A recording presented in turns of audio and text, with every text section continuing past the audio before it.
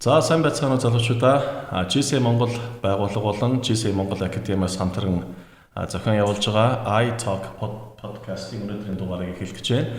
Тэр нь iTalk гэж нэрлсэн нэг шалтгаан нь I гэдэгт учир бий.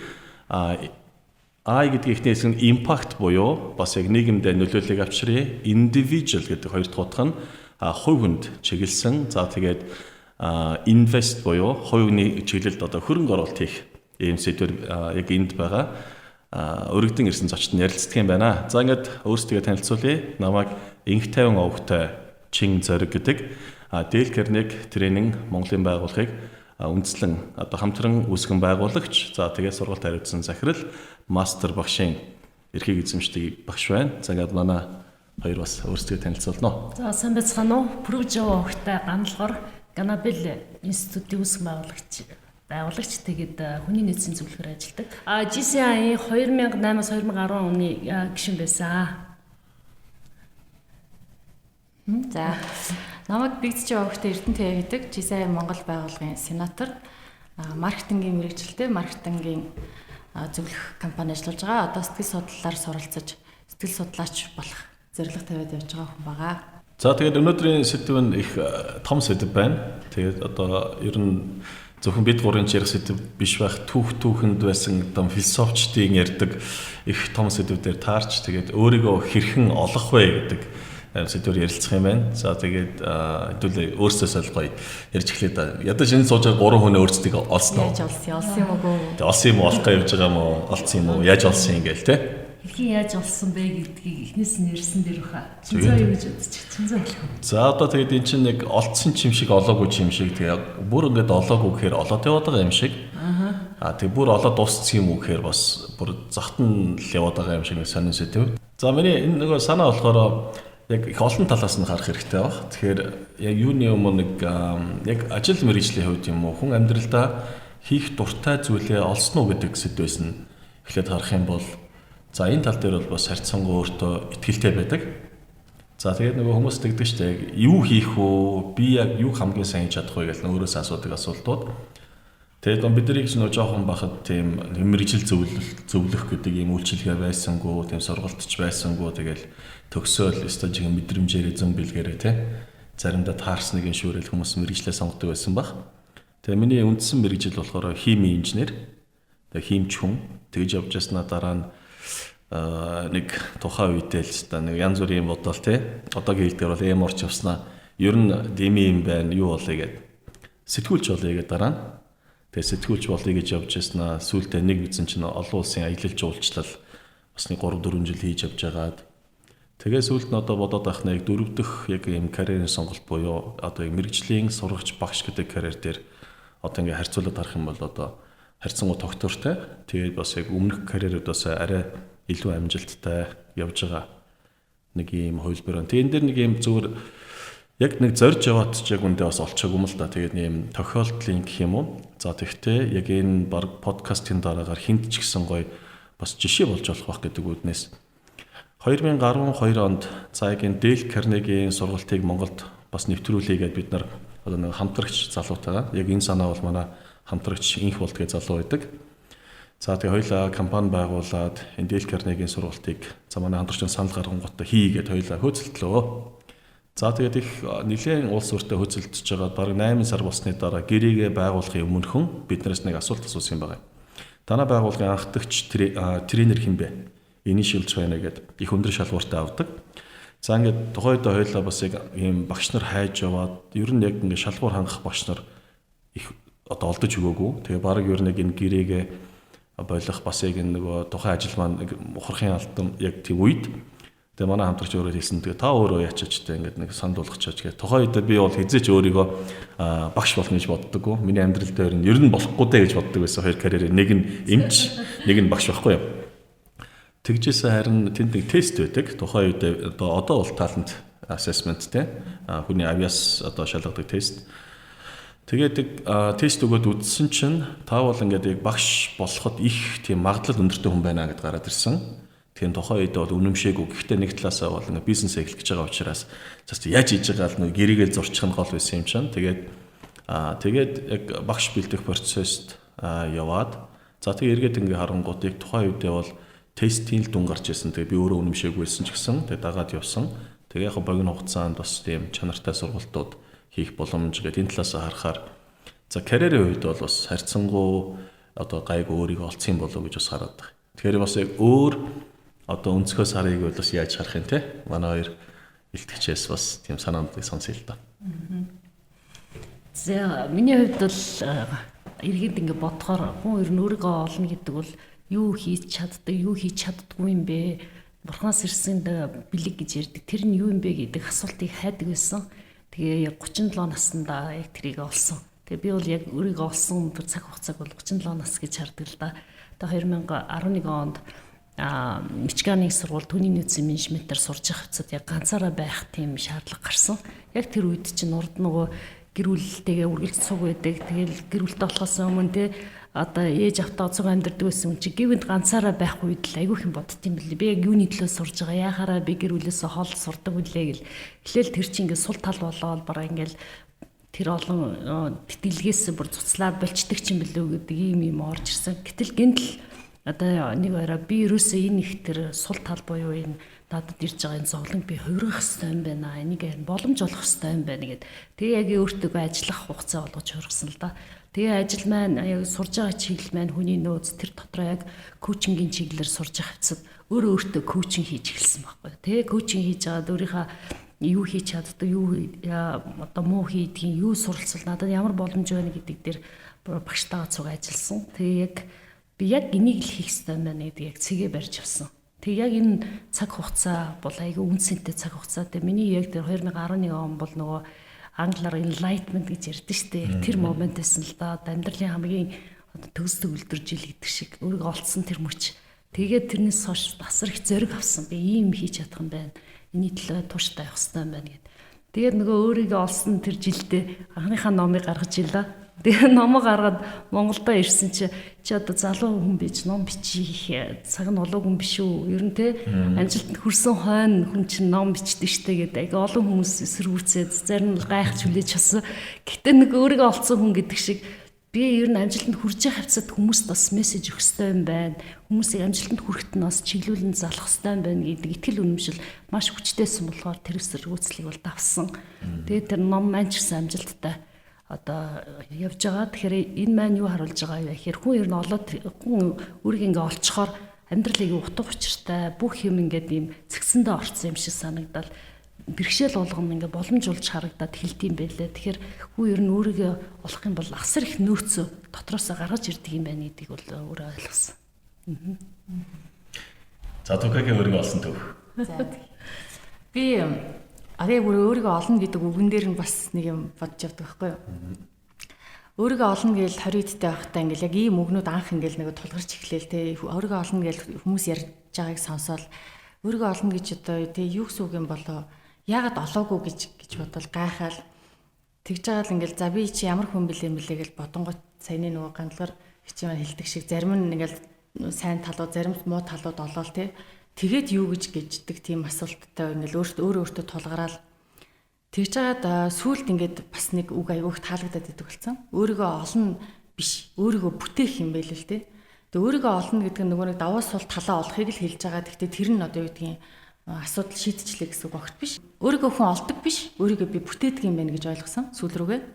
Нөгөө нэгэн 10-ны дараа тэгээ тэрний юу гэсэн үг вэ гэхээр олно гэдэг чинь бид нар бизнес дээр ч гэсэн SWOT шинжилгээгээд хийдэг даваа сул талаа олохыг хэлж байгаа тэр нь процессын тал нь юм байна гэж ойлгоод харин хэн болохыг хүсэж байгаа юм бэ гэдгийг харин те нөгөө даваа талаа би ямар боломж олгож болох вэ энэ сул тал дээрээ би яаж ажиллах ёстой вэ яаж засах ёстой вэ яаж хөгжүүлэх ёстой вэ ингээд тэгээ өөрийгөө хэн болгохыг хүсэж байгаагаа бүтээж өөрчилж хөгжүүлснийгээ би өөрийгөө оллоо гэж одоо хэлмээр санагддаг бас яг над төрж байгаа мэдрэмж нь би одоо өмнө маркетингийн мэргэжилтэй хүн байхдаа ажиллаж исэн одоо тэр мэдрэмжээ би илүү сайхан болгох боломж сэтгэл судлалын чиглэлээр ажиллавал байгаа мó гэж бодоод тэрийгээ одоо яг судлаад яг энэ өөрийгөө бүтээх олох өөрийгөө танин мэдэх мэргэжлийн хэлээр бол энэ процесс нь бас нэг юм техниктэй юм байл л те дарааллуудтай тэрнийхэн дагуу хийгээд одоо яг ингээд сэтгэл судлаар сураад нэг пэйж групп ажиллуулж үзээд хүмүүст нөлөөлж үзээд хүмүүсийн амьдрал өөрчлөгдөж байгааг харж амар кайф авангуудаа энийгээрээ улам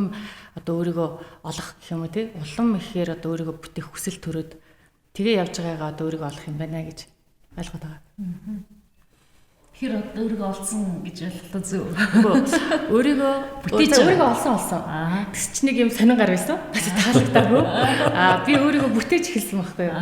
Би тэгвэл хэн болохыг хүсэж байгаа маань энэ лав биш, энэ эрдэнэтуяа лав биш те. Би энэ хүнийг олохыг хүсэж байна гэж тэр хүнийг бүтээж эхэлсэн.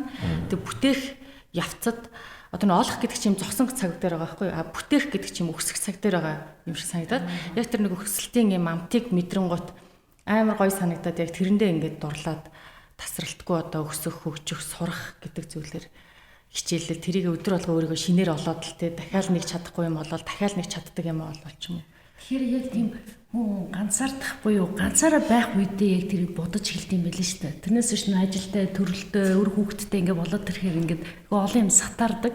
Тэгээ ер нь би юуны төлөө амьдраад байгаа, юу хийвэл би хаж жаргалтай байх юм гэдэг тэр асуултыг хайх одоо тий нэг тийм завгүй яваад исэн байлээ л дээ. Урд нь бол би бас Америкт 10 жилийн 2000 онд сурж ирсэн. Тэгэхэд би гэр бүлтэйгээ явж ирсэн болохоор тэр үедээ тэгэл 20 эдтэй төгсөл ирсэн.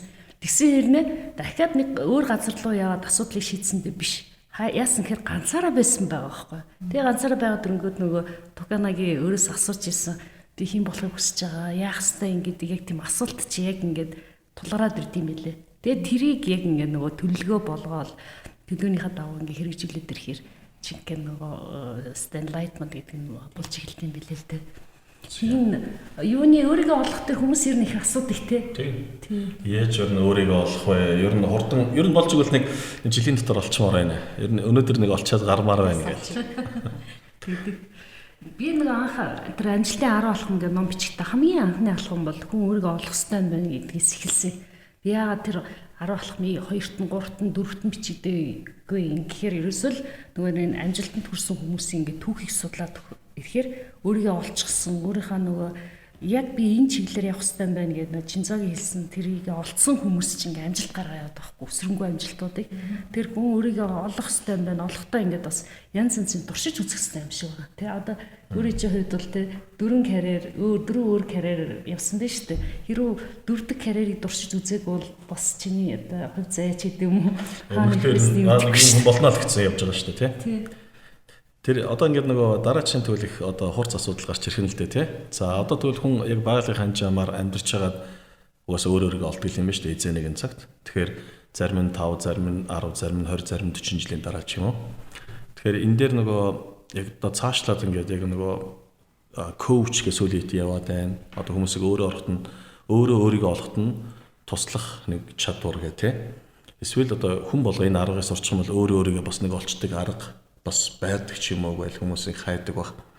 Тэгээд яг хичээл загаал явж явах үед одоо бас өөрөөс асууж үзсэн. Нэгсэнд одоо эн чинь 6 жил заасан. Тэгээл олон хүмүүстэй ингээд уулзаад ярилцаал яг заахал юм заадаг л да. Тэгтэл яг явсаар бүх сургалтын цаатлын эцсийн буудал нь хүмүүс бүгд л яг энэ сургалтанд орж ирээд өөрийгөө олчих юмсан гэдэг нэг тийм төвлийн хүсэлтэй яваад шиг байгаа юм. Тэр олдсон хүмүүс ч байна, олдсныгоо анзаарахгүй хүмүүс байна, бүр өөрийгөө олохдоо буруугаар олсон ч хүмүүс бас байна. Тэрний цаана нэг энгийнээр ярих юм бол нэг юм түрүүн та нэг ярьж байхдаа нэг үг ашигласан те бурхнаас өгсөн бэлэг гээд би бас өөрөө тэр нэг дуртай байхгүй юу. Хүн болгонд бурхнаас өгсөн бэлэг байгаа. За тэр бурхан нэг юуг нь бол би тодорхойлж мэдэхгүй. Тийш явах юм бол бүр дараагийн гүн ухааны төвшнөр орох бах. Зүгээр яг хүн яг төрөхдөө ингээд өөрт нь байсан. Өөрөө тэр гэгт мэддэггүй шүү дээ. Маш их сэтгэл хөдлөлтөг, түүнийгээ бодохоор сэтгэл нь ингэж ингээд завгүй болдог. Яг тэр одоо өөрийнхөө өгсөн бэлэг гэдэг байгаа зүйлтэй холбогдлоо хийхээр л ядархаа болчдөг. Тэрэндээ ингэж бүр шунан дурлдаг. Тэгээд нөгөө бүр цаг хугацааг явахыг бүр анзаардаггүй. Ямар нэг юм байсан. За тэгээд энэ нь хамгийн гол нь хүүхэд насанд нь ч байсан, өсвөр насанд нь ч байгаад гэр бүл үүсгээд явхад нь ч байдаг. Тэгээд хамгийн актер нь болохоор энэ хороог орхитол хүнээс салтгүй юм шиг байна. Тэнгүүт нөгөө бурхнаас өгсөн бэлэг нь буруу таньчхаараа жоох аюултай болдог. Нөгөө бурхнаас өгсөн бэлэг биш эсэргээр хараал бас болж болно. Одоо жишээлбэл ийм тохиолдол зөндөө байгаа байхгүй. Хүүхдэд таньж мдэггүйгээсээ болоод одоо ингээд бид нар ч өөрөө өөрсдийгөө олох гэж юм те. Гэтэл ээж аав нь хүүхд нөрийгөө мэдээж олоог байгаа шүү дээ те. Ээж аав бол хүүхдийг олоход өөрийгөө олоход туслана гэж байгаа юм. Тэгэхээр энэ дээр нэг тийм зүгээр нэг сургууль хүмүүжүүлэгчний ярьсан жишээ надад маш их таалагддаг. Нөө TED.com-оор орохоор нөө TED Talk дээр байдаг. Нэг мундаг сургууль хүмүүжүүлэгч тэгээд дээрс нь сэтгэл судлаач юм баггүй. Тэр хүн юу хэлсэн гэхээр өөр нэг юм кейс ярьж байгаа юм. 19-р зууны одоо сүүлийн буюу 2-р зууны ихэнх үед одоо шинжлэх ухаан бас өндөр хөгжөөгүй те шинжлэх ухаан хөгжил яваа шүү дээ. Тухайн үед 1900 оны их үеэр гэдэг чинь нэг айлд бяцхан охин байж тэгээд октоо жоохон бахта хөрхөн байдаг шүү дээ. Ишиг шиг гээл ингээл цавхчаал одоо манай гэрт бас нэг тийм ишиг байна. Тэгэл энэ тэнд үсэрч хараагаал тэгсэн тэр охин нь баг бахта анзаарахгүй байсан. Тэгтэл том болоод ингээд сургуульд ороод эхэлсэн чинь сургуулиуд одоо нэг охиныг нь танай охин чи ерөөсөө сууч чадахгүй байна. Төвлөрөхгүй байна. Ингээд суухын тулд ингээд төвлөрөх ёстой. Гэтэл өөрөө хичээлээ хийхгүй дээрээс өөр хөтө хичээл хийх нь саад болоод бүр байнга цогцоод байдаг. Юм оролдол хүн өсмөс татал ингээд бүр байж чаддаг. Гэт за томото суух гэхээр үгэнд нь ордог өөрийгөө хянж чаддаг. Тэгээ сургуулиуд танай охин чинь асуудалтай учраас бидний энэ охиныг сургуульд авч чадахгүй нэ. Буцаа яа гэв. За ингээд техник сургууль буцаж ирсэн дараагийн сургууль төгсөн мөн адилхан. За ингээд улмаар ээж аав нь санаа зовж эхэлсэн байна. Охиндоо яаж ч гуугаад, яаж ч загнаад, яаж тэр хүнийг ингээд томото болохгүй дийлхээ байсан. Тэгээд энэ юу н хэвийн биш байна гэх тэмдэгт үзүүлсэн чинь тухайн үеийн одоо нөгөө эмнэлэг ангаах ухаан охиныг нь уншилсан оншин танай охин чинь motion disorder буюу хөдөлгөөний эмгэгтэй гэж оншилсан байна. Тэгээд нөгөө ээж аав одоо тэгээд энэ ч одоо охин нь бүр баларлаа шүү дээ тийм энэ чинь ийм одоо хамгийн хайртай охин нь сургууль сурч чадхаа байла. Тухайн үеийн нийгмийн одоо хим хэмжээ энэ охин сургууль сурч чадахгүй бол одоо нэг өндөр язгууртай гэр бүлийг одоо нэр хүндийг авч чадахгүй болох гэдэг юм. Тэгээ эцэст нь яг тэр айл охиноо одоо хүүхдийн одоо сэтгэл судлаач тэгээд багш хүн дээр аваач чинь ингээд уулзахад нөгөө хүн нь за ээж аав нь гадаа сууж байгаараа гэд нэг гаргачаад 15 минут улсын дээр орж ирээрээ гэж хэлэнгүүтээ охиныг нь авч үлдээд тэгээд 15 минутын дараа ээж аавыг дуудсан яваад орсон чинь ингээд гоё пянц тавиад дээр нь сонгодог бүжгийн ая тавиад охинд нь ингээд бүжгийн 3-4 хөдөлгөөн заагаад өгсөн. За одоо хийгээрэй гэсэн чинь охин бүр ингээд бүр бүжигчин хүн шиг тэр хөдөлгөөнийг маш мундаг хийж ирсэн. Тэгээд тэр хүн тэгж хэлсэн байдаг. Танаа гэрт суут хүн байна. Бүр энэ хүний дотор ингэж бүр ингэж оргилсан их юм хөдөлгөөний бүр ингээд асар их юм одоо яг биднэр бол энерги ирж өгч байна. Бүр ингээд доороос оргилоод байна гэл нэг одоо нэг voice symbol ишүүгч те. Бүр гал асаад байна дотор нь гэл. Тэгэд энэ хүнийг ингэж одоо бусад хүүхдтэй адилхан үзэж сургуульд явуулахгүй. Тэгээ яг одоо би энэ охинд ингээд юу бичиж өгье. Recommendation letter те. Ингээд одоо батлан дагц хавчи. Энэ охиныг Хатан хааны бүжгийн академид нэн даруй аваач сугаа. Тэгээд яг тэнд тэр охиныг аваач өгснөөр 20 дугаар зууны суут бүжигчин одоо сонгодог бүжгийн нэрт бүжигчин төрсэн түүхтэй гэдэг. Тэгэхээр энийг одоо бид нар түрүүчийн хэлээд байгаа нэг өөрийгөө олох гэдэг зүйл дээр хүн болгон танд ямар нэгэн бусдаас маш их ялгаатай юм байгаа. Тэгээ тэрийг нь одоо нэгдүгээр ээж аав нь одоо таних хэвээр байж дээрээс нь одоо ингээд найз нөхдөд ч гэсэн бас таньдаггүй те. Тэгээ энтэй холбоотой яриаг хаяа сонсдог л та ингээд хичээл дээр нэг юм байдаг байхгүй. Би дарханд нэг хичээл Эрдэнэтэд хичээл заасан чинь ингээд нэг үйлдвэр дээр зааж хахад нэг их надаас асууж байсан. За магадгүй одоо энэ подкастыг сонсч иж магадгүй. Тэр их надаас юу гэсэн гэхээр багшаа манай хүүхд ингээд та үнэхээр нэг сул тал байна. Бүр худлаа яриад болдгоо шүү дээ. Яахаараа тийм худалч өгтөрч юу. Бүр ингээд жинхэнэ юм шиг ярьдаг. Би бүр ингээд тэрийг ярих болгондоо үнэмшдэг. Бүр төрхөөс ахуулаад бүр тохиолдол голголтноор би хууртан одоо би бас үнэхээр их зовж байна. Та одоо манай хүүхдийг худлаа яриханд болиулж өгөөч гинэ. Одоо энэ жишээ сонсонгууд нөгөө саяны түүхтэйг адилхан сонсогд. Эсвэргээрээ тэр хүүхдийг худлаа яриханд болиулах биш. Одоо карьерээ хэлцүү болох хэрэгтэй юм шиг үлээ те. Одоо жинхэнэ UB comedy дээр аваач тавьдаг юм уу? Эсвэл нөгөө сантид шав оруулдаг юм уу те? Тэр чи ярианы чадвартай нөхөр байгаа даа шүү дээ. Ориглоод байгаа. Тэгэхээр ингээд нөхөр бол өөрийгөө одоо ингээд ээж нь болохоор нөхрийг худлаа яриад гэж бодоод байгаа. Тэгтэл хүүхэд нь бол ингэ чинь бүр ингээд хэрэгцээ байгаад байна шүү. Дотор ингээд нэг бурхан нэг юм өгчихсөн. Тэрийг одоо ингээд хаах гээд ингээд зүтгээд байвал нөхрийн хувьд бол зовлон болно. Яг л тэрийг барьж дийлэхгүй учраас тэрийг хаах болгонд нөхөр зовох, хаах болгонд эрх чөлөөгүй байгаа юм шиг мэдрэгдэх өөрөөрөө бус. Харин тэрийг ингээд зөвшөөрөөд ингээд харин гол нь карьерийн зөв чиглүүлэх хэрэгтэй юм шиг байна тий. UB comedy өшөө юу гэдгийг одоо тэгээд ёстой нөгөө хүний ярих чадрыг шаарддаг уран илтгэгч тэр туйлс ч бас амар юм билээ шүү дээ. Өө тэр хэдэн өдрөөр тэр туйл хайлдаг. Тэгээд тэр нөгөө ерөөл магтаага үлж байгаа юм шиг ямар мундаг хэлдэг тэр үг аманд бүр ингээ урсаад байдаг. Нэг тим карьер очил тэр нөхөр жаргах юм шиг байна. Тэгэхээр хүн болгонд яг ийм бурхнаас өгчихсэн бэлэг тэр нь яг ингээд бага наснаас нь ахуулаад нөхөрийг хизээч зүгээр байлгаагүй. Яг тэр зүйлээр хүн олж чадах юм бол тэр зүйлийг нь зөв чиглүүлвэл хүн өөрөө байх хамгийн сайн дуртай зүйлээ хийх гэдэг нэг. Харин энэ дээр нэг болгоомжлох зүйл ингээд анзаарсан. Юу гэхээр хүмүүс ихэвчлэн би ийм хүн болмоор байна гэж бодоод байгаа нь ихэвчлэн яг өөрийнхөө одоо нөгөө яг бурхнаас өгсөн бэлгийн дандаа эсрэг зүгт байт юм байна гэдэг нэг зүйлийг одоо сургалт хийж явахад их анзаарагддаг. Багшаа би нэг ийм хүн болмоор та нар ийм хүн болоход туслаач гэд. Яг ингээд үзэнгүү тийм ингээд нөгөө болох гэж байгаа төлөв байдал нь өөрийнх нь одоо нөгөө юунаас нөгөө бурхнаас өгсөн бэлгээс эсрэг чиглэлтэй байдаг. Тэгэд яагаад юм бол гэдээ асуугаад үзэхээр бас их сонио. Яагаад тэгэхээр хүн болгон намайг тэгж муулт юм аа. Баах бахт ээж минь намайг чи ийм муу хөвгт шүү. Чи дандаа ингэдэг шүү. Ингэж болохгүй гэж хэлсэн. Тэгээд өсвөр насндаа манай ангийнхан ч тэг намайг тэгж хэлдэг. Эсвэл ажлынхаа мань ч намайг тэгж хэлээд байна. Тийм болохоор би энэ муу зан чанар юм байх гэж бодоод байна. Тэг ийм хүн биш болоход туслаач гэдэг. Тэг яг нөгөөнтэй уулзаад үзэхээр яг нөгөө нуугдчихсан давуу тал нь байгаад байдаг. Тэрийг нь олоогүй хүмүүс тэрийг нь одоо сул тал чи бол ингээд өөрөө цаад хүмүүст нь тэр нөгөө тэр хүний одоо нөгөө бэлгийг уншиж чадахгүй болохоор л ихэвчлэн тэгж хэлээд идэг юм байна. Тэгэхээр нэг юм залхуу бөгөөд саваагүй зөвлөгөө хоёр нь өөрийнхөө одоо яг тийм нэг бурхнаас өгсөн бэлэг гэж байгаа шүү дээ. Тэрийг олъё л гэж бодож байвал бага наснаас ч нэхлүүлээд ээж аав төрөл хамаатансаад юу гэж хамгийн их загнасан те тэрийг бодох хэрэгтэй юм шиг байна. Юу ч хитрээдсэн бэ? Тэг ямар нэг мэдрэж байгаа шүү дээ те тэр хүн нөгөө барьж чадахгүй байгаа юм чаа. Тэрийг мэдэхгүй учраас чи тандаа залхуу аваад байна. Чи өстө залхуу чи багын л залхуу. Одоо би тийм хүн байхгүй юу? Дарам байх хэрэгтэй хүмүүс юм шүү. Тэгсэн одоо ингээд манай ах их сайн мэд манай эмээд мэддэг байхгүй юу? Би ч ах дээр ганцхаатай манайх маш хурдан хөдөлгөөнтэй. Би бол багын юм бондгор тэг багын удаан хөдөлгөөнтэй багын залхуу юм байхгүй юу. Тэгэл ах ингээл өөрхий надаас таваарах юм болохоор хоол хийгэнгүүт л хоол хийжсэн надруу муухаар нь тэг төмс арилгаач гингүүт би чив чим гэж ингээд харагдаж болцсон байдаг. Тооноос наач харахыг эмийг ингээд хөлдөө орч хөвдцэн ингээд. Тэгээ нөгөө багын нөгөө муу санаатай залхуу бие отролсон гэдэг бол ер нь баг миний багаасаа сонсч ирсэн миний баг ингээд гарчиг байхгүй юу. Тэгээд яг эндээс цаанаас нь юу бодох уу гэхээр энэ хүмүүсийн цаана юу байдг вэ гэхээр одоо юу гэдгийг те за өөрийгөө өмөрж байгаа ч юм биш. Ер нь нэг эмийг тийм бодох дуртай, эмийг тайлах дуртай. Тэг яагаад заавал хэрэггүй юмд явж явах хэрэгтэй гэж гэдэг ч юм уу те. Нэг тиймэрхүү хүмүүсийн цаана нь ч гэсэн нэг тийм онцлог байдаг гэдэг. Тэгэхээр яг энэ зурманы яг нэг жоохон саваагүй санаа ажилтан дээр л үндэслэж байгаа юм. Яг өөрийгөө олох гэж байгаа тийм дахин давтагдчихгүй шин чанарыг хаанаас олъё гэвэл хүмүүс намайг багаас гэлж юу гэж их муулсан бэ гэдэг нэг ийм үгэн дунд хаяа давхиж явдаг.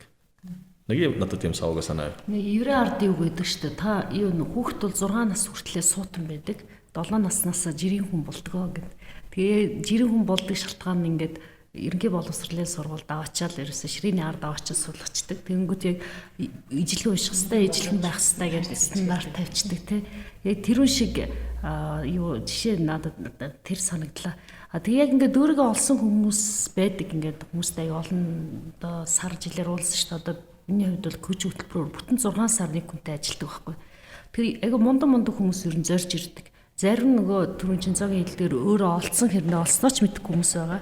Олсон хэрнээ одоо би энийг юунд ашиглах уу, яаж чиглүүлэх үү гэдэг арга мэдих зорилгоор ингэж уулздаг байхгүй.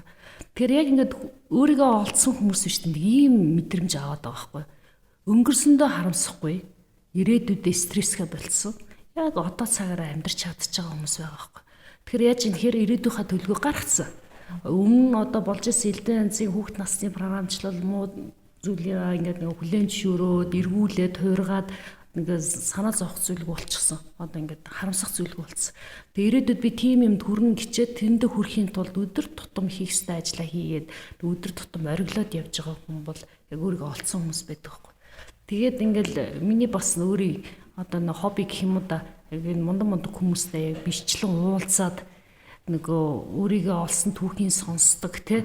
Тэгээ одоо тэр амьдралын ухаан нийгэм талаар сонсдог. Тэр хүнд ямар дадал байгааг нэг мэдхийг хүсдэг байхгүй. Тэгээ эренгүүтэл тэд нар бол зарим 20 эдтэй, 30 эдтэй ингээл насандаа байгаад байгаа. А гэхдээ хин төрүүлж олсон бэ гэхээр өөрийгөө янз янзаар туршиж үтсэн хүмүүсэрэг олсон байгаа байхгүй. Тэгэхээр ингээд нэг би одоо хүмүүс ямар зөвлөгөө бас хүүхдүүдэд ямар зөвлөгөө өгдөг вэ гэхээр дугуулна бол янз янзын дугууланд яваад үзэх хэрэгтэй. Тэ одоо ингээд насан туршсан байх юм бол одоо ингээд янз янзын өөрийн хоббигоо хөгжүүлэхдээ одоо зурагч гэдэг юм уу, одоо төгөлдөр хуурч гэдэг юм уу, янз янзын юм ингээд яадаг хэрэг авьяасан тодорно. Харамсалтай нь бид нар нөгөө авьяасаа ингээд булцсан байгаа байхгүй юу? Өөрийнхөө нөгөө бэлэг ухаан гэх юм уу тэрийгэ булцсан учраас тэрийг ил гаргах ажлыг өөрөө хийхгүй бол хин нэг намайг олоод өгөөч гэж одоо хайх биш, өөрийн чийлдэр хайх биш, дотроос гаргаж ирэх байхгүй. Гаргаж ирэнгүүтээ тэрийгэ зоригтойгоо уйж бүтээх юм бол хүн ер нь өөрийгөө олчих юм бол ер нь бүгдээрээ амжилтанд хүрэх боломжтой байхгүй. Өөрийгөө олсон хүн бол амжилтанд хүрэх нь гарцаагүй. А гэтэл хүмүүс олоогүй гэж ижил тэр шиг болох юмсан, тэр алдартай хүн шиг болох юмсан гэдэг нөгөө. Тэр шиг болмоор байна. Тий, луужингаа өөр чиг рүү татчихад идэг. Гэтэл тийшээ очих нөгөө бэлэг ухаан буюу тэр бэлэг тэр гифт нь байхгүй байгаа даа шүү дээ. Тэгэхээр яг нөгөө холбоос аяг зөв хийх хэрэгтэй одоо. Холбоос би аль цэг дээр байгаад байна, хаана очих гээд байна. А тэнд очихын тулд надад тэр авьяасан байна уу гэдэг. Тэрийг хийж хэлэх хэрэгтэй. Тий. Сая ингээд та хоёрын хэлсэн шүү дээ ингээд бага насаа аягүй сайн ажиглах хэрэгтэй юм байна, туршаад үзэх хэрэгтэй юм байна гэд яг эдгээр одоо нөгөө сэтгэл судлалын хичээл дээр яг онлоороо хүн өөрийгөө танин мэдхэд үндсэн хоёр арга байдаг. Нэг нь ажиглах буюу тий ажиглана гэдэг чинь бид нар өнгөрсөн бүх амьдрал дээр л ажиглалт дүгнэлт хийх хэрэгтэй гэсэн үг шүү дээ.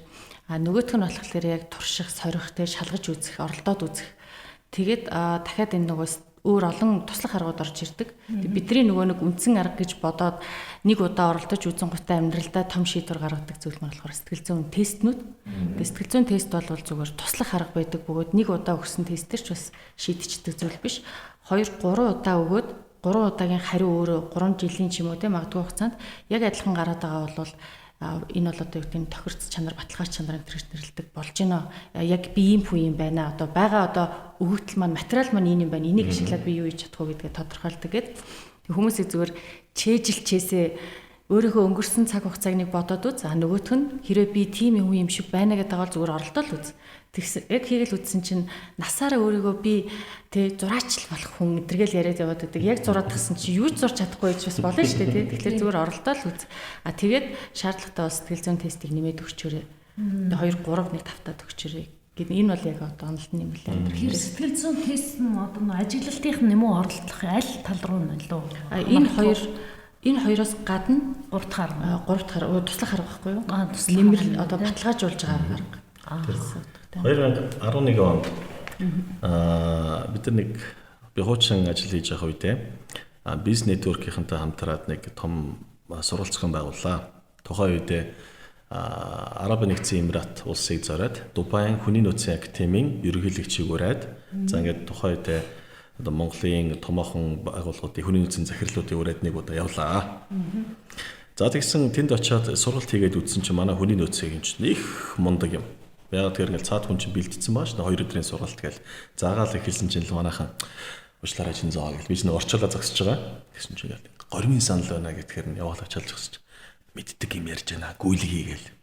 Тэгээ нөгөө чинь нөгөө тэл нөгөө бөөн баяр те. Тэгээ. Окей.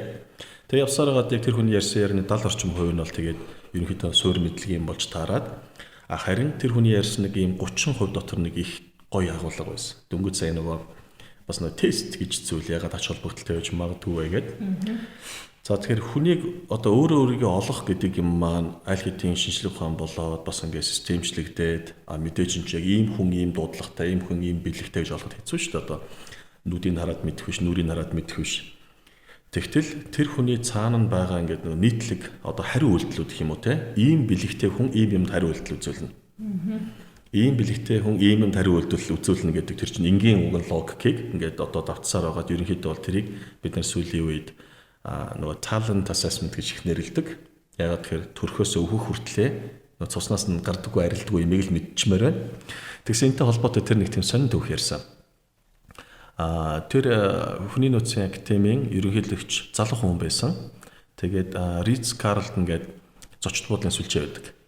За ингээд нэлээд тийм өндөр үнэтэй тэгээд маш тийм амжилттай явж байгаа сүлжээ буюу нэг удаа бараг нэг хоног зардал нь асар өндөр төлбөртэй тийм зочид буудал. Тэгсэн тэр зочид буудалд ажилтан авдаг тийм talent assessment их сайн юм а гэдэг тийм шум сонсогджээ. Тэгээд тэрийг нь судлах гээд өөр нэг гүрэн дамнсан корпорацийн одоо CEO буюу гүйцэтгэх захирал хүн өөрөө хайж очсон байгаа юм. Тэгээд риск гаргалтны ерөнхий захирал дээр очиад уулзж штэ одоо яг ижил төвшний хүмүүс. За танаа энэ одоо мундаг энэ ажилтан авдаг юм те одоо рекрут хийдэг энэ талантын судалгаач их мундаг гинэ. Тэрнээс бид ингээд бенчмарк ингээд судалгаар ирлээ гэдгсэн. Нөгөө хүн за тэгвэл нэг их тайлбараар яах вэ? Та тэгвэл манай ажилд орох ингээд тестийг бүглээд үзтээ гэн. Тэр нөгөө сонирхоод ингээд бүглээд үзсэн чинь тэр хүний яг ингээд өөрийнх нь бурхнаас өгсөн бэлгийг нь үндэслээд те та энэ байгууллагын нэг алтан тушаалтанд хамгийн одоо амжилт гаргах магадлал өндөртэй гэдэг нэг юм гаргаж ирнэ шүү дээ.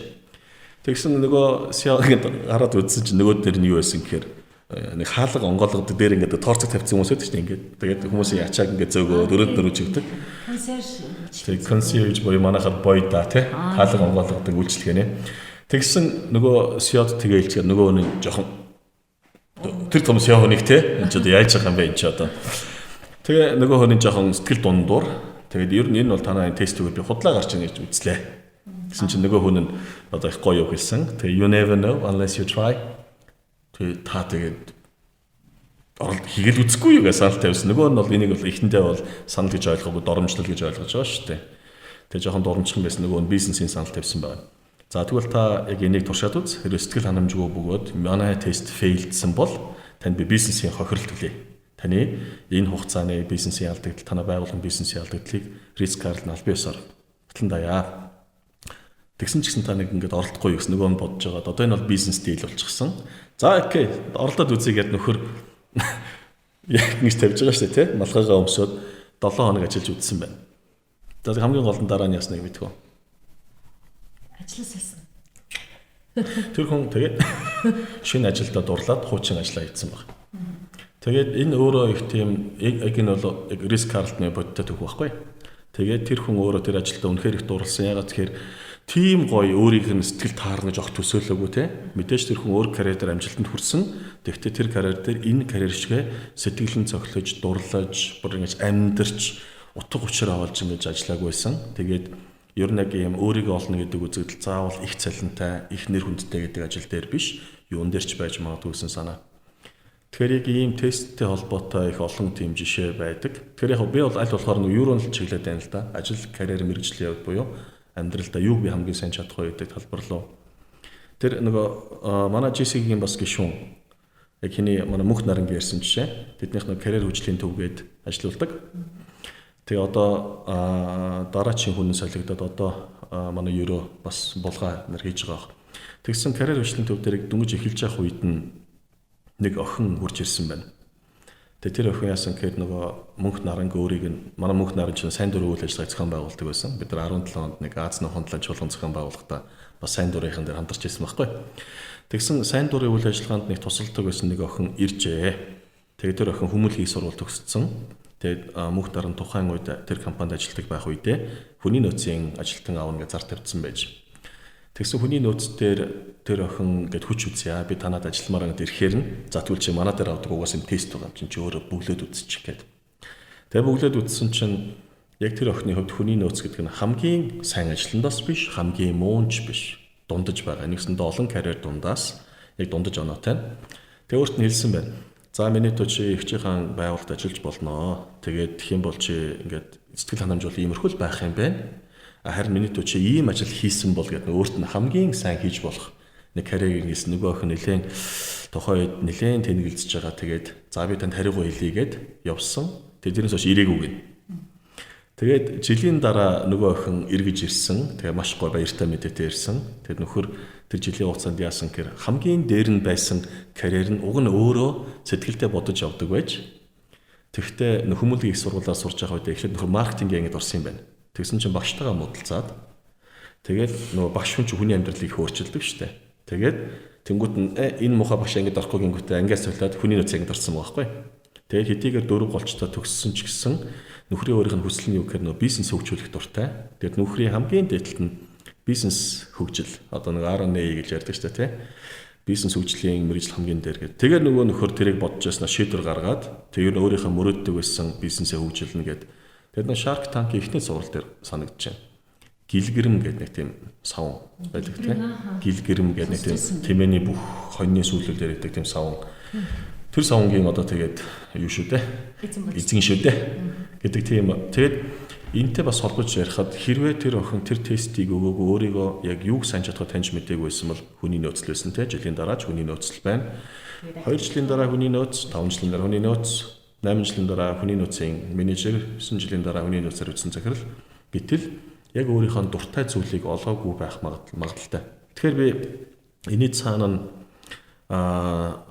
одоо ингээд заавал одоо нэг те төрлийн тест гэж хэлэхгүй. Маш олон төрлийн тестүүд. Ер нь өөрийгөө таньж мэдэх юм тестүүд гэдэг бол ийм нэг юугаа олдог. Бурхнаас өгсөн бэлгээ бас олж болдог. Нэг товч арга. Тэгэхээр энийг бас битгий үл хойшоогоор хийгээд үзээрэй. Миний хувьд ч бас надад тусалсан зүйл учраас яг карьер яг тэр нөгөө бэлэг гэдэг ааш бурхнаас өгсөн бэлгээл цаг алдахгүй болъё гэж бодож байвал цаг алдах магадaltaй мэлээ гэж би бодсон. Би нэг өөрийгөө тест хийгээд үзсэн чинь би за яг нөгөө багш гэдэг мэргэжлийн дээрээсээ 6-т байна. Тэгсэн дахиад яшаа харсан чинь мис заслын эмч гинэ. Одоо тэгээ би гид мис заслын эмч болъё гэвэл дахиад 8, 10 жил, 12 жил те.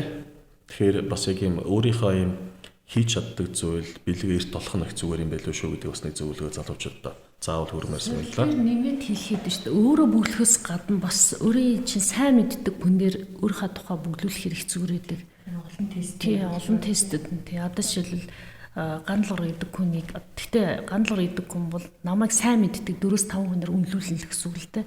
Тэгээ яг нөгөө Гандолгорыг бодож байгаад бүглэх байхгүй. Тэгэхээр зарим хүмүүс бол өөрөө ч мэдэхгүй өөрийнхөө авьяасыг бас олж хардаг. Зөвхөн өөрөө ингээ бүглөхөөс гадна. Тэгээд жишээлбэл бид нэр коуч хөтөлбөр дээр спот шинжилгээг 4-5 хүнээр хийлгүүлдэг байхгүй. Тэгээд дөрөнгө төлбөр ингээл 20 эдийн янзын ингээл давуу талууд гараад ирж байгаа. Нөгөө хүн чинь гайхаад хүүх надад ийм давуу тал байсан юм уу гэтэл нөгөө 3-4 хүн бүр 100% давцлаар бүгд ингээд тэр хүний давуу талыг харсан байхад тэр огт харж байгаагүй байх жишээ. Өөрийгөө тийм биш ээ гэж бодоо. Өөр тийм биш гэсэн чинь надад ийм давуу тал бас байдаг байсан байжээ гэдэг шиг л яг нэг өөрийгөө олоход нь бас туслаад байгаа байхгүй. Тэгэхээр аягүй сайн найз нөхөд гэр бүлийн эсвэл хамтран ажиллаж байгаа хүмүүсээр ингээд нөгөө өөрийнхөө талаар янз янзын сорилууд бүглэх замаар өөрийгөө олоход хурцсмаар байгаа. Хоёрдугаарт яг өөрийгөө ингэж зоригтойгоор нэг юм төлөвлөгөө гаргаад нэг 3 сарын нэг аян зарладаг ч юм өөрийгөө олох аян ч гэдэг юм уу те. Тэгээ энэ 3 сарын хугацаанд өстө нэрээ үндсэн ажиллаа хийгээл оройгоороос өөр янз янз юм хийж үзээл хүмүүстэй уулзаал ерөөс ингэ одоо хийхийг хүсэж байгаа бүх юмаа л хийж үзмээр юм шиг байна. Тэгэхээр нөгөө би яг ийм юмдаа сайн юм байна, тэр юмдаа сайн байна гэдгийг ингээ улаавчиж байгаа байхгүй. Би их сонирхолтой нөгөө тэнд Мичиган сурж байхад яаж бестселлер ном бичихүүгээ сургалтанд суусан байхгүй юу. Гэхдээ суухаас өмнө за би ч ер нь ном бичиж чадахгүй дээ. Ном бичнэ гэж яваад 5 жил болсон. Ер нь бол бичдэг хүмүүс тустай байдаг гэж бодоод ингээд дандаа хоош нь тайз. Тэгсэн чинь харин тийм сургалт болохоор нь бүр нөгөө стипендтэй цуглуулж агаад тэр үед чинь $2000 сургалт байсан ба. Тэр чинь оюутан хүнд чинь чанга штэ. Тэгээд сураал 2 хоногийн сургалтанд сураал яасан хэр бүр ном бичих юу бүр ингээд тэр чаленж чинь бүр сэтгэл багтаад байгаа байхгүй юу. Ийм амархан байсан юм уу гэл. Тэгээ яасан гэхээр би юугаа олж харсан бэ гэхээр урд нь би чадахгүй байх гэж бодож ирсэн. Тэр нөгөө одоо яханд скил чинь бүр ингээд бүр талант чадвар болоод хувирчиж байгаа байхгүй юу. Аргыг мэдчихэр. Тэгэхээр нөө хавыг мэдээд ирэхээр хүн бас ямар ч зүйлд ингээд чадахчиж болдгийм байх гэдгийг өөрийгөө олж харсан. Тэгээ одоо бол завсар заагаараа бас ном зам бичих гээл үзээд байгаа байхгүй тий. Ном бол бас дараагийн үедээ шилжүүлж байгаа, knowledge transfer хийж байгаа. Айгуу тийм буянтай ажил гэж боддог байхгүй. Тэр утгаараа бас нэг өөрийнхөө олсон гэх юм уу яг миний одоо ингээд цаг хугацаагаа зориулж байгаа юм бол ингээд судалгаан дээр суурлаад, өөрийнхөө мэдлэг туршлагаараа суурлаад ном бичих. Энэ бол бас миний би энийг чадах юм байна гэдгийг олж харсан. Бас нэг одоо finding байгаа даахгүй. Тэгэхээр хүн ингээд нөгөө төрийн чин цаг эхлэхтэй хэлжсэн олсон ч юм шиг олоогүй ч юм шиг гээд олоод яваад байгаа. Олох тусмаа бүр ингээд ад жаргалтайгаар тухайн өдрийг тэр моментийг өнгөрөөгд байгаа байхгүй. Бүр ингээд инээд хүрээл те цаас юу хийнэ гэл инээд хүрээл хаас сэтгэн сөдөртөө хүртэл нэг жаахан цаг гарах бол нөгөө дуртай юм хийчих гээл ингээд яад байгаа байхгүй. Тэгэхээр ер нь тэр өөрийгөө олсон хүн бол нэг өнгөрснөө бодоол харамсаад байхгүй, ирээдүйдээ стресстэй байхгүй. Яг одоо цагаараа л байж чаддсан байна л гэж би ойлгосон. Чинзагийн нөгөө түрүүн хэлсэн шүү дээ, тест аваад өөрийгөө олоход нь тийм нэмэр олно гэж. Би одоо нөгөө Чинзагийн маань бизнес тренергээ сургалтанд сууж байгаа. Тэгээд хөтөлбөрт нь хамрагдсан сэтгэл зүйн тестнүүд авсан шүү дээ. Карьер хөгжлийн төвийн. Тэгээд тэрэн дээр миний 2 ур чадвар нөгөө 10 гарцсан. Тэр нь эмпати буюу бусдыг мэдэрч ойлгох, тэгээд бусдыг урамшуулах гэдэг 2 ур чадвар маань. Тэгээд хэрвээ өмнө нь бизнесийн байгууллагын маркетингаар айгүй олон жил ажилласан. Тэнд миний бусдыг мэдэрнэ үү, байна уу, урам өгнө үү, яана уу, ямар ч хамаагүй байхгүй юу. Би барыг тим юм хийгээд яваад ах юм бол ажиллаа хийхгүй байх гэдэг юм уу те. Тэгээд бизнес чинь маркетинг хэрэглэгчид зориулаад маркетинг хийж хахад хэрэглэгчээ бодоод хийдэг маркетинг энэ айгу тэр бол 2 дугаар асуудал шүү дээ. Нэг номерын зорилго бол ашиг олохын тулд маркетинг юу хийх үү гэж шууд тийм мөнгө олохын тулд ингээл тэнгуут би ингээл хэрэглэгчээ өмөрөөл эзэнтэйгээ хэрэлдээд байдаг айгу тийм тэнэг маркетингийн хүн байсан аахгүй юу? Нөгөө хараал болж хувирна гэдэг шиг ингээд айгүйх зөрчилддөг, өөртөөгөө ч зөрчилдөн, байгууллагатайгаа ч зөрчилдөн, тэгээ годомжинд байгаа дулмаатай нэг талд орчоод ингээд маргалтад яваад идэг. Тэгээд одоо нөгөө сэтгэл зүйн тест өгөөд одоо болохоор ингээд би сэтгэл судлаач болно гэдээ өөрийгөө бэлтгээд ингээд ажиллах гад явж байхад одоо энэ ур чадварч яг бурхны бэлэг болоод хувирц бараг ингээд тохон дээр наамаартай явсан газар болгонд үзүүлмээр миний давуу тал маань миний боломж гэдгийг яг нэг гаргаад ирсэн байгаа.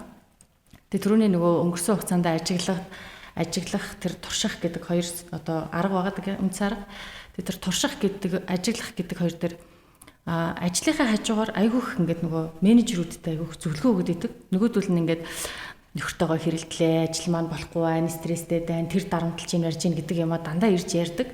Тэр хүмүүс ажлын хажуугаар ингээд эрка захиралтай уулзмаар байна гэл нүд нь ингээд нэг юм харваас баг андшгүй байдаг.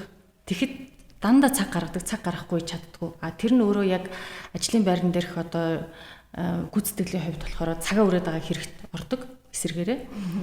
Тэгж явж хагаад яг энэ сэтгэл зүйн би ер нь сэтгэл зүйч болвол яах вэ гэж найз нартай ингээл өөр зөвлөгөөгөл явж байхдаа та нар мөнгө төлөх ёстой ш надад гэл. Гэхдээ би ер нь чадах юм уу үзчихье гэж бодвол албаар ингээл цаг гаргаж байгаа л өгөөл дараа нь дандаа фидбек авах гал тэгээ яасан гэл тэнгууд ажилласаа уурандаа гарах гэжсэнэ боллооч гэдэг юм уу те эсвэл салах гэж оролдох гэжсэнэ болсон ч гэдэг юм ингээ ажил амьдралд нь яг юм нөлөө үзүүлж чадчихна гэдгийг яг туршиж үзээд тэгээд одоо яг тэр ажилласан туршиж үзсэн тест бүглөөд үр дүнгээ авсан энэ 3 бол яг одоо ингээд өөрийгөө би яг ийм юм байна гэдгийг олцсон. Тэгээд нөгөө насаараа олох юм байна гэдэг буюу те зорилго тавиад насаараа хүн суралцсан гэдэг чинь насаараа би олно л гэсэн үг байна шүү дээ. Тэгээд суралцсан явж байгаа. Тэгээд хүмүүс чинь ингээд нөгөө боддогчгүй шүү дээ амар завгүй гүгэлээдэг амар хөдөлмөрч. Одоо завгүй байх нь сайн ажилдаг гэсэн үг бишээ гэд бүр үг гарцсан байгаа шүү дээ.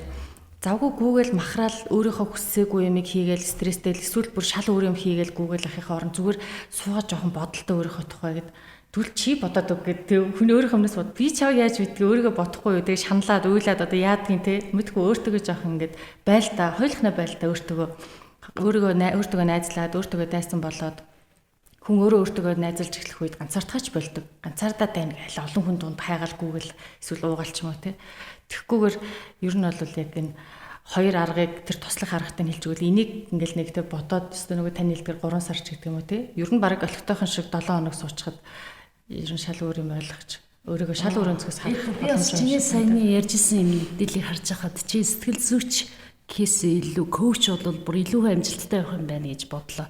Яа тэгэхээр сэтгэл зүйч биш үү өнгөрсөн цаг дээр ажилладаг байхгүй. Коуч гоо ирээдүйн цаг руу юм чиглүүлдэг. Тэгэхээр нөгөө сэтгэл зүйчээрээ ингэ суралцчаад коучороо мэрэгших юм бол яг чиний нөгөө эмпати, урамшуулах хоёр чинь коуч дээр илүү нийлэрдэг байхгүй. Би яг одоогийн төвшөнд маркетинг уу сэтгэл судлал уу гэдэг дотроо олцоод байна. Одоо сэтгэл судлал дотроо өшөө наривчлаад тий сэтгэл зүйч байх юм уу, коуч байх юм уу гэдэг дээр бол одоо жинхнээс олон тий тэр дараагийнхаа одоо хайгуулыг хийж байгаа. Тийм сэтгэл зүйч бол бүр илүү ингээ өргөн өнгөрөөтэй байгаа байхгүй. Тэгэхээр чи яг нэг юм барьж авахдаа яг коуч чиглэлийг бариад авчих юм бол чиний энэ 2 скил буюу талант ашиглах айгүй том боломж байгаа таахгүй. Баярлалаа. Одоо ингээд нөгөө сэдвийн тийм задлал та хэдүүлээ нэг юу хэлбэрээр зөндөө ярьлаа. Одоо яг нөгөө юу байдаг вэ гэдэг мөн чанараар нь. Тэгэхээр яг подкаст сонсож байгаа хүмүүс дундаас одоо тэгвэл би гээл те одоо хүмүүс бодно шүү дээ. Одоо ингээд токад ингээд коуч хийжлээ ингээд гандлгар өчөө надад дараа нь ингээд хийж өгч чадахгүй гээл одоо энэ комментар одоо гарч ирэх байлгүй дээ. Тэгэхээр энэ дундаас хэдүүлээ хүмүүст нэг тийм хэрэг болж магадгүй. Тийм энгийн зөвлөгөөнүүдээс гэвэл яг тус-тустай ч юм уу өгүүлэх зүгээр юм шиг надад зүгээр бодогдлоо. За хамгийн энгийн зөвлөгөө өөрийгөө олъё гэж бодож байвал хүн яг өөрийнхөө дотгошоо орох нь их зөв юм шиг байна. Тэгэхээр өөрийгөө дотор орохоор яг тантай адилхан царайтай хүн сууж байгаа. Яг адилхан царайтай. Тэгээ дээрээс нь та тэр хүний насаар нь мэднэ те. Энэ хүнтэйгээ та яг юу гэж харьцаж байгаа вэ гэдэг ийм юмыг нэг эхлээд бодох нь зөв юм шиг санагддаг. Тэгэхээр ер нь өөрийгөө хувьлал тавьчихна гэсэн үг шүү дээ. Болохгүй яа тэгээ өөрийнх нь зургийг тавиад харчихгүй юу. Тэр нөгөө нөхрийг хараад нэг жоо энийх дажгүй нөхөр үү, ямар нөхөр гэж хармаар юм шиг байна. За өөрийгөө олохгүй байх цаг уртцдаг миний харж байгаа хамгийн том шалтгаануудын нэг хүмүүс ихэвчлэн тэр зургийг харахаараа дандаа мууг нь хардаг. Чи өөртөө дандаа хоцордог те. Чи арчаагүй, чи тэгээд хилчихгүй, чи тэрэнд ялагдлаа гэх. Одоо ингээд өөрийгөө гаргаж суучаад одоо өөрийгөө ингээд нөхөр ингээд зодоод ахна шүү дээ тий. Тэгсэн мэт хорвогийн бүх хүн дээр чи өөртөө мундаг залуу гэж өөрөлдөө орохтой дэш гэл тий. Яг тэгж байгаа хүн өөрийгөө олно гэдэг бол цаг хугацаа илүү алдах юм шиг надад санагддаг. Тэгэхээр бид нар яг өөрийгөө өөрөөсөө гаргаж тавьчаад өөрийнхөө давуу талууд өөртөө байгаа их гоё зүйлсийг тий хараад эхлэнгүүт хүн ядж л нэг өөрийнхөө бичлэгийг харахаараа гэж хармааргүй болмоор шүү дээ тий. Их эвгүй нөгөө бичлэг хийгээд хамгийн гадар харахаас ингэж хараад байдаг юм тий. Яг би мөн үү энэ миний дуу хоолой мөн үү гэдэг. Тэгэхгүй ямар гоё ярьдаг залуу вэ гэж бодоод эхлэнгүүт хүн өөрийгөө олох хамгийн тийм богино зам юм шиг нэгдүгээр санагддаг. Хоёрдугаарт нь өөрийгөө хүн бас өөр дотроос хайдаг, нэгс ганцаараа байхдаа хайдаг. Бас өөрийгөө олонний дундаас бас хайдаг. Тэр нэг түрүү нэг токагийн хэлсэн арга бас таны бас хэлсэн тий. Хүн гээд нөгөө зөвхөн өөртөө ажиллаад бас ингэж удаан суулгуугаар гадагшаа гараад арах юм бол би ямар байна? Би өөрийнх нь нүрийг харахгүй шүү дээ. Тэгэхээр эргэн тойрондоо хүн болгон миний тол энэ хүмүүс бүгдээрээ ууртаа харагдж байвал миний нүрэн дээр жоохон ууртай юм байж магадгүй. Энэ хүмүүс надад бүгдээр тоохгүй байвал тоохгүй шалтгаан тэр хүмүүс ч надад ч байж магадгүй гэд хүмүүс дундаас өөрийнхөө давуу талыг бас харуул зүгээр юм шиг. За харин нэг жаахан нэг миний хувь хүний хувьд тэр бас манай яг юм дэлгэрнийгийн коучингийн хувьд бас нэг тэр аль алин дээр нь давхцсан нэг зүйл. Аль болохоор ер нь өөрийнхөө дотроос ч тэр хүмүүсээс ч тэр мууг битгий хайгаарай л гэдэг би зөвлөгөөг заавал өгдөг. Яагаад тэгэхээр хүнд сул тал гэж юусоо байхгүй. Гэл хилэнгөт нэг сургалтын сууж байгаа хүмүүс тэгдэг. За тэр ч ястаа тэгдэггүй байх шүү. Сул тал байлгүй байт ингээл. За тэгэхээр бүх сул талыг бүгднийг эерэг болж хувиргаж болдог. Тэгэхээр бид нар тухайн юм өвөрмөц шин чанарыг анзаарч харчаад тэрийг таньж мэдээгүй учраас ихэвчлэн сөрөг болгож орчуулад байдаг. Одоо түрүү чи нэг худалч гэдэг юм чинь бол уг нь бол нөгөө байгалаасаа хил амны хөгжил сайтай болорч цомд яачаар тийм мундаг хөвгт байгаа байхгүй юу? Гэт нэг өм үйлтэйгийн хөдөлгөөний тэ эмгэгтэй гэж байгаа нөхөр чинь бүжгийн авьяастай хүн байж байгаа магадaltaй. Залхуу гэж байгаа нөхөр одоо зохион бүтээгч байж магадгүй те. Эсвэл шуналтай байлаа хүн чанаргүй мөнгөний сонирхолтой гэж байгаа чинь жинхэнэ аривч хямгач те. Жинхэнэ бизнес сэтгэлгээ хүн байж та одоо ихтгэлт баян болох магадaltaй. Гэх мэтлэн тийм их олон зүйлс дундаас болж өгвөл сөрөг зүйлийг харалгүйгээр яг сөрөгийг эерэг рүү харуулад байвал хүнд өөрийгөө одоо олох хамгийн дөт зам. Тэндээс эхлэх байх гэдэг миний зөвлөгөө байдаг. Бас хэлсэн гэдэг шүү дээ. Та одоо үргэлж хүмүүстэй гоё харьцаад байх яаж ингэж харьцаж чадчихна гэсэн чи би хүний дандаа гэрэлтэй талыг хардгаа гэн. Тэр хүн сүдэр байгаа. Гэхдээ гэрэлтэй талыг олж хардаг гэдэг шиг тий. Тэгээ давуу талыг олж хардаг, сул талыг хувиргаж давуу тал болгож харж чаддаг л чадвар байна шүү дээ тий. Тэгэл одоо нэг өөрийгөө ч гэсэн хүн бол хурдан болоод харчмаар. Тэгээ ядчил тэрийн чинь дараа нь бас нэг өөрөө ингэж харангуут л гоё харагднуудтай энэ чинь гоё модогоод би чинь бас нөгөө те нөгөө жин ихтэй биш нөгөө юу лээ хөвсгөр бас бас өвөрмөц. За гоё зөвлөгөөнд миний хувьд бас та нарыг олохт нь өөрийгөө олох туслах ямар одоо өөрийнхөө амьдралд хэрэгжүүлж исэн зүйл юу байсан гэхээр асуултууд байдаг. Тэр асуултуудад хариулж явцдаа өөрийгөө ингэ олж байгаа байхгүй. Жишээлбэл ер нь та ингээд 60 насныхаа өнцгөөс ингээ харахад юу хийгээ бүтээсэн байх юм. Ямар амьдралыг амьдралснаар одоо ингээд төсөөлж байгаа ингээд тийм төсөөлийн дасгалыг хийдэг байсан. За энэ төсөөлөлдөө ингээд хүрэхийн тулд те одоо 20 жилийн дараа тийм төвшин төрлөө гэж төсөөлсөн бол түүнийгээ наашлуулад би 10 жилийн дараа ямар амжилт гаргацсан байх. Тэгээ 10 жилийн дараа 5 жилийн дараа би ямар одоо юм хийгээд бүтээсэн байх юм. За би энэ 5 жилийнхаа зорилгодоо хүрэхийн тулд би яг юу хийж чадах юм надад өгөх юм юу байгаа юм. Тэ ур чадрын хувьд болон одоо зан характерын хувьд тэ юмд айгу тууштай одоо хөдөлмөрч ч гэдэг юм уу тэ ийм давуу талууд байна, зан чанарууд байна гэд. Харин энд хүрэхийн тулд юунд суралцах вэ гэдэг юм асуулт байсан байхгүй. За жишээлбэл би одоо сайн багш уулыг илтгэх чадраа сайжруулах хэрэгтэй юм байна. Аюу сайн унших хэрэгтэй юм байна тий. Одоо амжилтын талаар ингээд ном бичих байгаа бол би энэ амжилттай хүмүүсийн түүхийг судлах хэрэгтэй юм байна. тэр амжилтын алгоритм гэдэг юм их хайх хэрэгтэй байна ч гэдэм үү те. Хийх ёстой юм нь тодорхой болоод ингээд хийгээд ирэнгүүт аяанда би юу хаашаа өөрийгөө чиглүүлэх үү гэдэг. Яг тэрийгэ хийж явцад өөрийгөө нэг олоод байгаа байхгүй. Тэгэхээр өөртөө нэг хэдэн асуултууд тавиад тэр асуулт ингээд хариулж явцад бас өөрийгөө олох бас нэг юм арга байна.